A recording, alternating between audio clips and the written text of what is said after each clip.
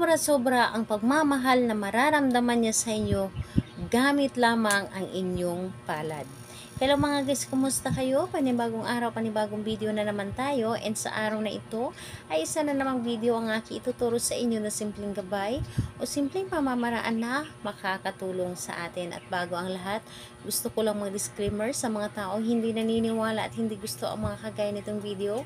Please skip this video and wag hanapin ng videos na gustong gusto nyo, dahil ang video na ito ay para lamang ito sa mga taong naniniwala and gusto mag-try. Sa lahat po ng mga nagko-comment po dito sa aking video, dito sa loob ng aking channel, mag-ingat sa lahat ng mga nagre-reply sa inyo na dinadala kayo sa kanilang WhatsApp, in-emo app upang makaiwas po tayo sa scam. Ngayon po ituturo ko sa inyo kung paano siya magmamahal o paano sobra-sobra ang kanyang pagmamahal na mararamdaman sa inyo gamit lamang ang inyong palad. So, ayun po, ito ay pwedeng gawin sa parehas ang kasarian, babae ito babae and lalaki ito lalaki. And syempre sa ating babae at lalaki na mag-partner. And dito po ay ang kailangan lamang natin na ating gagamitin is kailangan lamang natin maghanda dito ng panulat. So, panulat po, ball pen, pentel pen, color pen. Pili lamang kayo. So, aside sa panulat, kailangan din natin dito ang inyong sarili, syempre.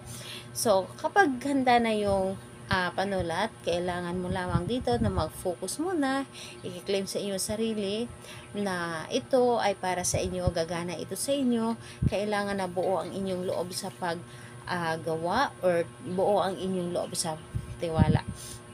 So, ayun po, kapag ready na and nakapag-focus ka na, kiniklaim mo na sa inyong sarili, walang gumugulo sa inyong isipan, so pwede mo na itong simulan. Ang gagawin mo lamang dito is gamit ang inyong panulat. So, gamit ang inyong panulat dito sa inyong palad, pwedeng sa kanan, pwedeng sa kaliwa, pili lamang kayo. Isulat po ninyo dito ng isang beses lamang yung pangalan at apelyido ni target.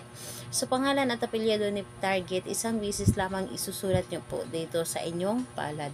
And kapag naisulat nyo na dito sa inyong palad yung pangalan at apelyido ni target, dito, i-close nyo lamang ang inyong mga kamay.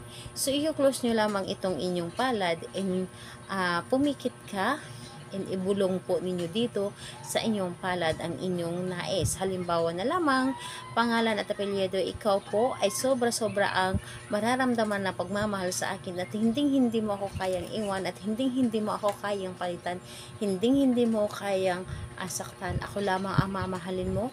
Wala ka ibang mamahalin kundi ako lamang, at ako lamang ang mamahalin mo habang buhay.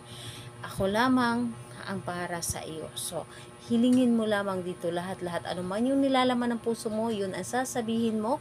Dahil kung ano yung nilalaman ng puso mo, yun ang mangyayari.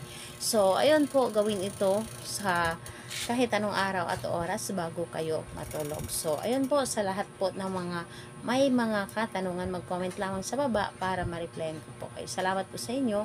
Bye-bye everyone. God bless us all.